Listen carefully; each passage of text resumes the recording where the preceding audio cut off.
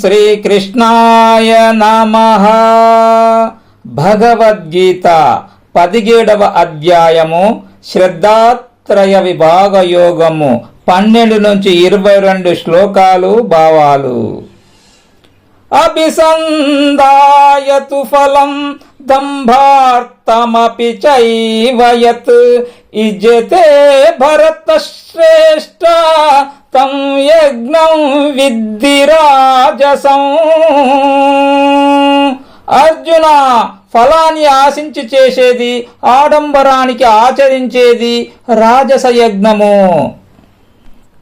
విధిహీనమశ్చుష్టాన్నం మంత్రహీనమదక్షిణం శ్రద్ధావిరహితం యజ్ఞం తామసం పరిచక్షతే. పార్త, విధి విధానము లేనిది, అన్నదానము లేనిది, మంత్రయుతము కానిది, దక్షిణ లేనిది, శ్రద్ధ లేనిది తామస యజ్ఞము. దేవద్విజ గురు ప్రాజ్ఞ పూజనం శౌచమార్జవం బ్రహ్మచర్యమహింసా చ శారీరం తప ఉచ్యతే. అర్జున, దేవతలను, బ్రాహ్మణులను, గురువులను, జ్ఞానులను పూజించుట, శుచిత్వము, రుజుత్వము, బ్రహ్మచర్యము, అహింస కలిగి ఉండుట, వీటిని శారీరక తపస్సు అన్నారు. అనుద్వేగకరం వాక్యం సత్యం ప్రియహితం చ యత్ స్వాధ్యాయాభ్యాసనం చైవ వాంగ్మయం తప ఉచ్యతే. పార్త, పరులను నొప్పించనిది, సత్యమైనది, ప్రియమైనది, హితకరమైనది స్వాధ్యాయమును అభ్యసించుట, ఈ విధమైన పలుకును వాచిక తపస్సు అంటారు. మనః ప్రసాద సౌమత్యం మౌనమాత్మ వినిగ్రహ భావ సంశుద్ధిరిత్రేతత్ తపో మానసముచ్యతే. అర్జున, ప్రసన్నమైన మనసు, శాంత స్వభావము, మౌనము, ఆత్మ నిగ్రహము, అంతఃకరణ శుద్ధి, ఇదంతా మానసిక తపస్సు అన్నారు. శ్రద్ధయా పరయా తప్తం తపస్తత్రివిధం నరైః అబలాకాంక్షభిర్యుక్తైః సాత్వికం పరిచక్షతే. అర్జున, ఫలాపేక్ష లేనివారు, యోగయుక్తులు ఉత్తమమైన శ్రద్ధతో 3 విధాలైన తపస్సులను ఆచరిస్తారు. అవి సాత్విక తపస్సులు.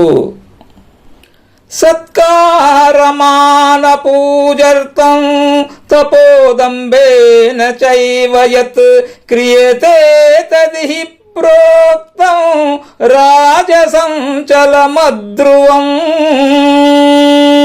అర్జున, సత్కారం కోసము, సన్మానం కోసం, గౌరవాల కోసం డంబాచారంతో చేసే తపస్సు రాజస తపస్సు.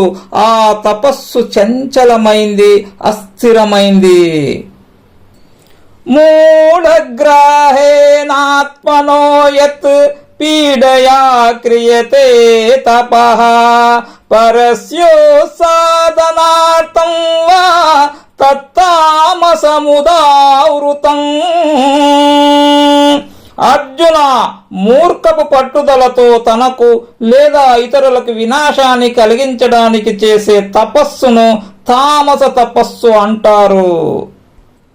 దాతవ్యమితి యద్దానం దీయతేనుపకారిణే దేశే కాలే చ పాత్రే చ తద్దానం సాత్వికం శృతం.